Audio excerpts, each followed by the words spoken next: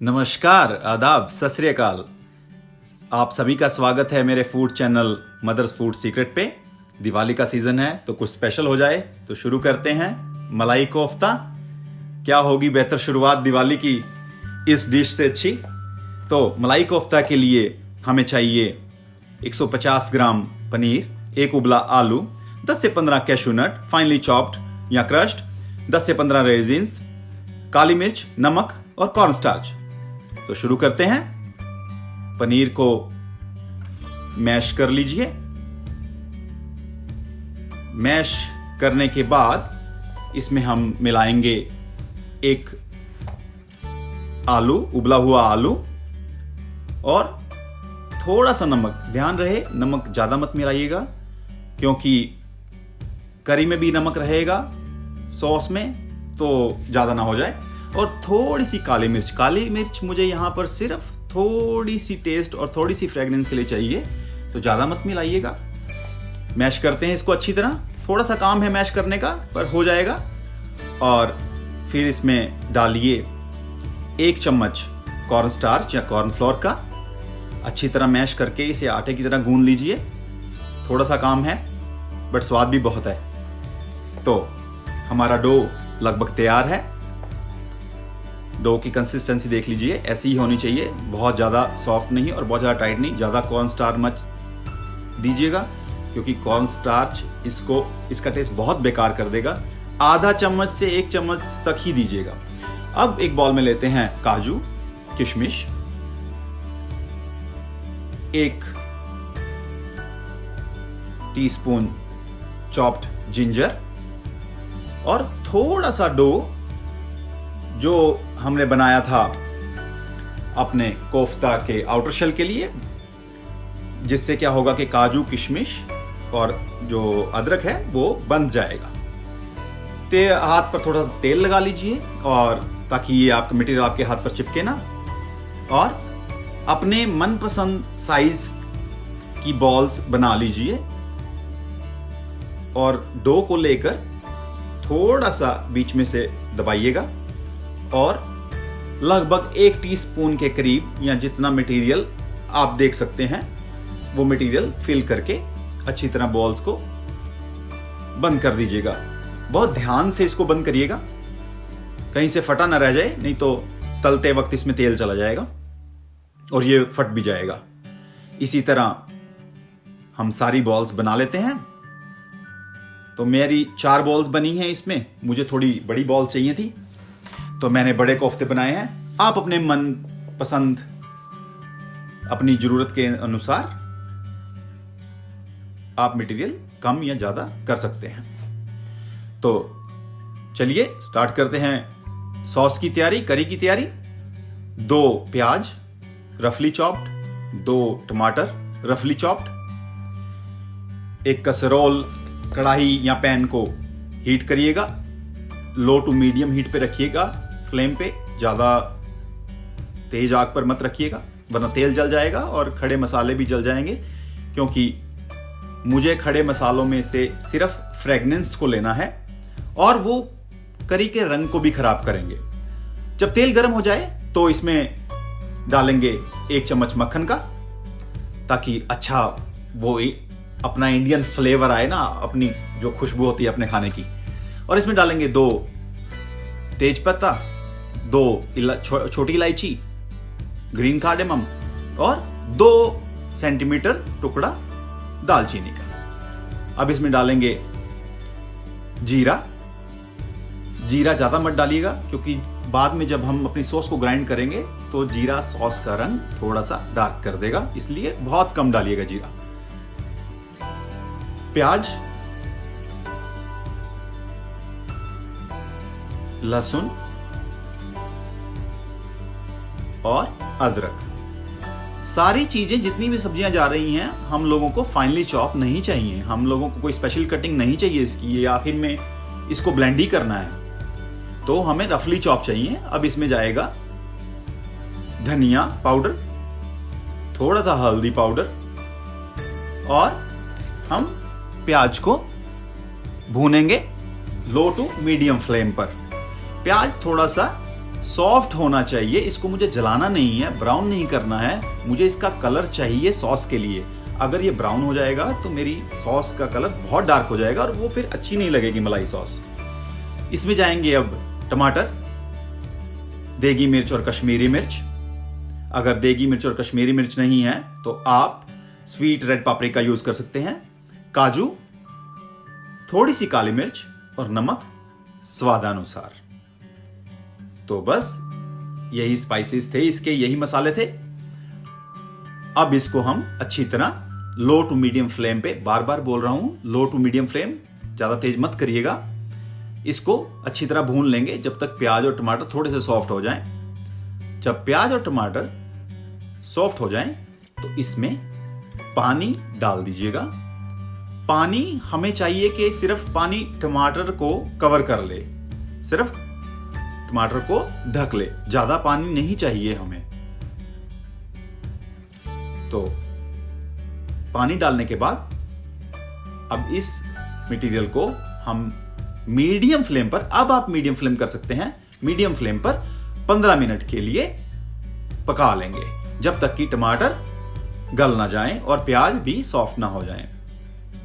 एक पैन में तेल गरम कर लीजिए। मलाई कोफ्ता, जो हमारा कोफ्ता है, उसको तलने के लिए तेल को मीडियम टू हाई हीट पर गरम करिएगा, क्योंकि अगर ये ठंडे तेल में डालेंगे कोफ्ता तो कोफ्ता बहुत तेल पी लेंगे और ये फट भी जाएंगे। तो बनाने जाएंगे कोफ्ता और बन जाएगा कुछ और ही, खिचड़ी बन जाएगी। तो इसलिए ध्यान रखिएगा कि जो तेल है मीडियम से हाई हीट की तरफ हो। तो इसी तरह सारे कोफ्ता हम तेल में डाल देंगे और बहुत आराम से डालिएगा, अपने ऊपर तेल मत डाल लीजिएगा, बहुत खतरनाक चीज है। तो तेल से हमेशा सावधानी, गरम तेल से। और अगर कुछ हो भी तो पहले अपने आप को बचाइएगा, खाना वाना तो बनता रहेगा। तो जब एक साइड बन जाए कोफ्ते की, अच्छी तरह तल जाए, ब्राउन हो जाए, तब इसको आप टर्न कीजिएगा, क्योंकि बहुत आसान रहेगा टर्न करना। अगर आप इसको कच्चा कच्चा टर्न करेंगे तो वो टूटना शुरू हो जाएगा। तो बेटर है कि एक बाय एक साइड इसकी अच्छी तरह तल जाए, कम से कम ये अपनी शेप को पकड़ ले।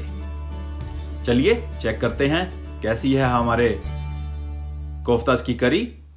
लगभग प्याज और टमाटर सॉफ्ट हो चुके हैं। इनको बहुत ज्यादा गलाना नहीं है, पेस्ट नहीं बनाना है, सिर्फ अच्छी तरह सॉफ्ट हो जाए।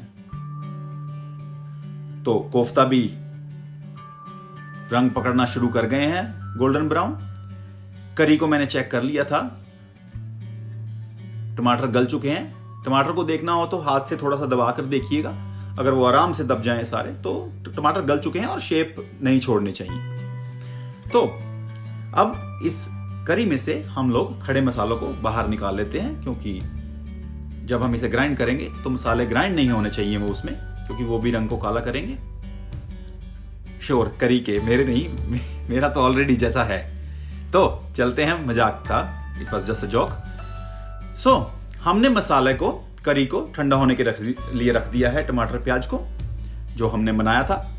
कोफ्ते हमारे first class golden brown colour, देखिए जैसा आप देख सकते हैं, तैयार हैं। इसको निकाल लेते हैं और शुरू करते हैं अपनी कोफ्ते की करी की तैयारी। तो हमारा ये मसाला ठंडा हो चुका है, अब इसको हम ग्राइंड कर लेंगे फाइन पेस्ट में।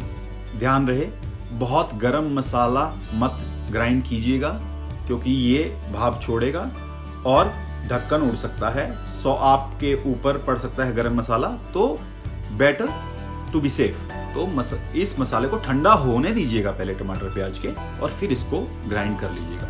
तो हमारा मसाला तैयार है ग्राइंड करके।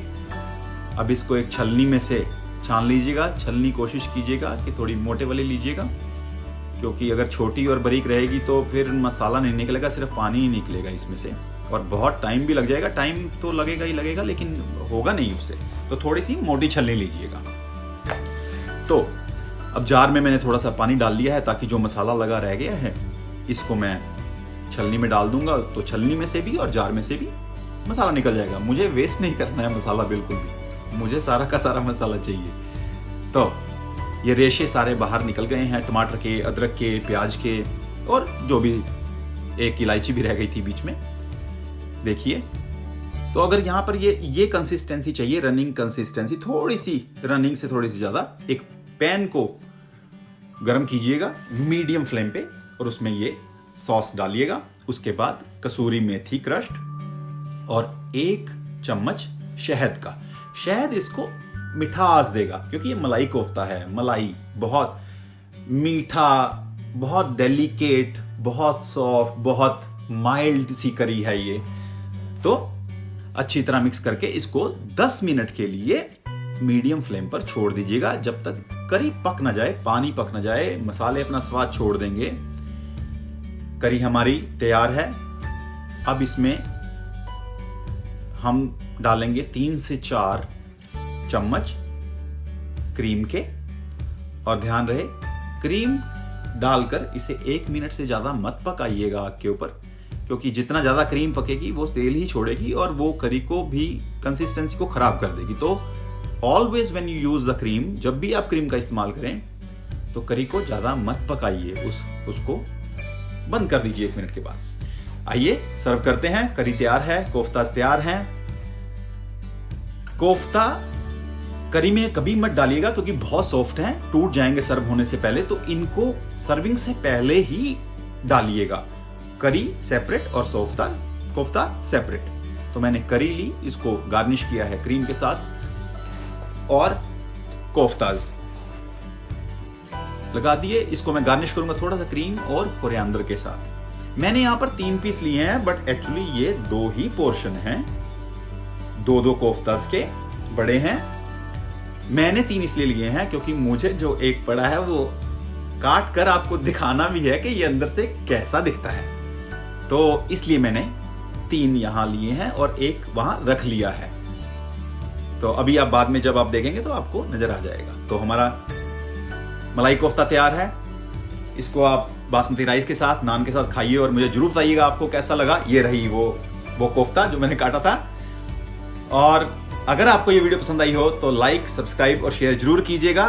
दुआओं में याद रखिएगा। Love you all. Please subscribe, like and share. Wish you all a very wonderful day.